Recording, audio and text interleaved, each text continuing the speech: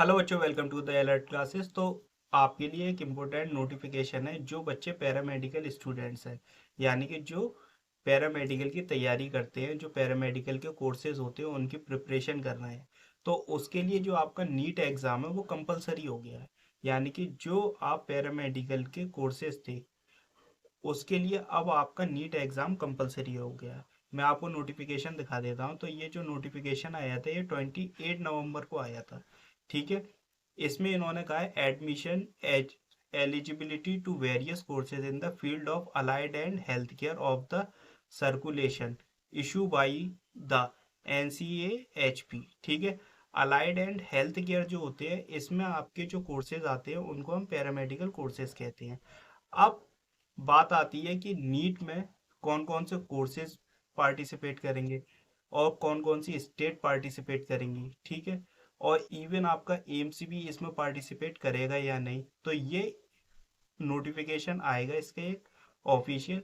उसके बाद आपको पता चलेगा कि किस किस स्टेट ने पार्टिसिपेट किया है और कौन कौन से कोर्सेज अब नीट के एग्ज़ाम के थ्रू आपकी सीट्स मिलेंगी। ठीक है।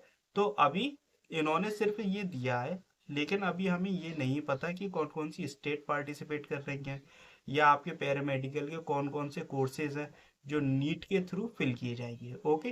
तो मैं आपको ये पूरा पढ़ के बता देता हूँ।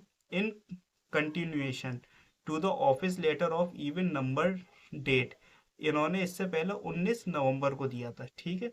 On the subject note above it is clarified that the student aspiring for admission to allied and health care, यानी कि वो स्टूडेंट जो अलाइट एंड हेल्थ केयर में प्रोफेशनल कोर्सेज करते हैं after passing of senior secondary level. Senior secondary यानी कि 12th के बाद जो इक्विवेलेंट एग्जाम होते हैं in some of the undergraduate allied and health care courses NEET appearance require as a basic eligibility criterion. ठीक है। along with other eligibility criteria, the course specific eligibility may be confirmed from the commission's website। ठीक है। तो ये जो है आपको इसके लिए वेबसाइट विजिट करना पड़ेगी, क्योंकि अभी हमको नहीं पता है कि नीट के एग्ज़ाम के थ्रू कौन कौन से आपके पैरामेडिकल के कोर्सेज की सीट फिल की जाएगी और कौन कौन सी स्टेट इसमें पार्टिसिपेट करेंगी या एम्स भी इसमें पार्टिसिपेट करेगा या नहीं।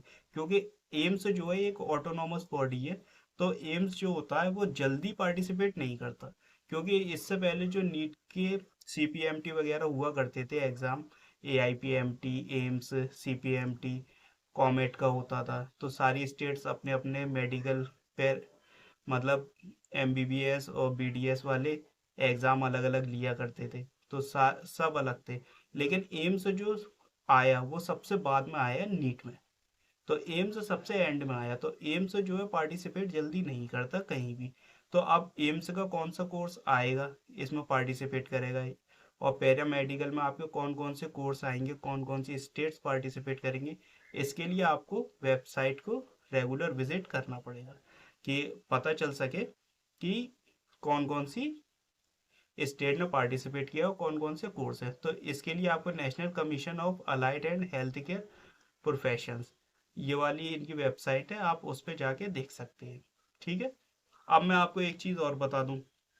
अब जो है इससे पहले जो था एम्स में 21-22 लाख बच्चों ने पार्टिसिपेट किया। ठीक है। नीट में, सॉरी, नीट में जो बच्चों ने पार्टिसिपेट किया वो लगभग 22 लाख के आसपास थे।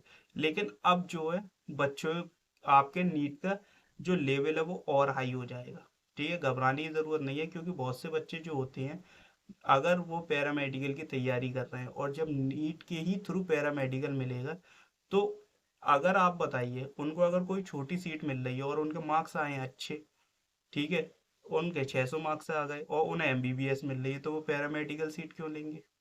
तो आपको तैयारी और अच्छी करना पड़ेगी, क्योंकि अब आपका कंपटीशन और हाई हो गया है।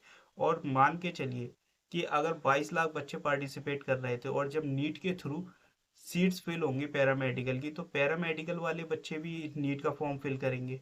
तो अब जो चांसेस है ये 26, 27 या 28 लाख तक भी जा सकते हैं स्टूडेंट की जो स्ट्रेंथ है नीट का एग्ज़ाम देने की। तो आप अपनी प्रिपरेशन बहुत अच्छी रखिए ताकि आपको कोई दिक्कत ना आए। क्योंकि ऐसा होता था, क्योंकि पैरामेडिकल वाले बच्चे होते थे, उनका अलग टेस्ट होता था, तो वो सोचते थे कि पैरामेडिकल में ही तो पार्टिसिपेट करना है, तो हम अलग एग्जाम दे देंगे। लेकिन वो उसके हिसाब से तैयारी करते थे।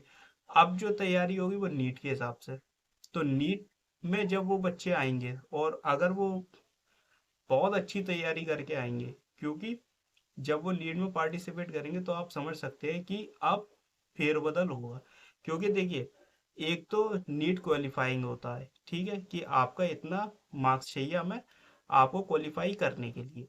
इसके बाद जो भी मेडिकल मतलब स्टेट्स हैं या जो पैरामेडिकल की सीट्स हैं, जो भी यूनिवर्सिटी वगैरह पार्टिसिपेट करेंगी, स्टेट पार्टिसिपेट करेंगी, तो वो एक कट ऑफ सेट करेगी कि इतने पर तुम पार्टिसिपेट कर सकते हो। ठीक है, अगर नीट का ज़्यादा है, ठीक है, इस साल नीट का 144 रहा था, ठीक है, 144। अब वो हो सकता है वो अपना 100 ही कर दें कि पैरामेडिकल के लिए आपको 100 रखना है क्वालिफाइंग मार्क्स, तो आपका इससे एडमिशन हो जाएगा।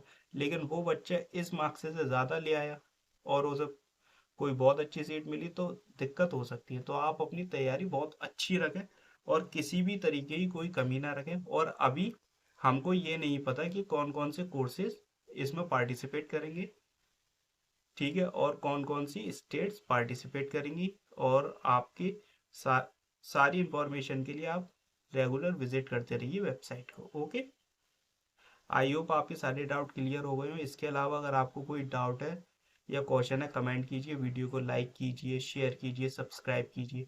इसके अलावा आप हमें टेलीग्राम और व्हाट्सएप पे भी ज्वाइन कर सकते हैं, लिंक आपको डिस्क्रिप्शन में मिल जाएगी। ठीक है, एंड थैंक फॉर वॉचिंग।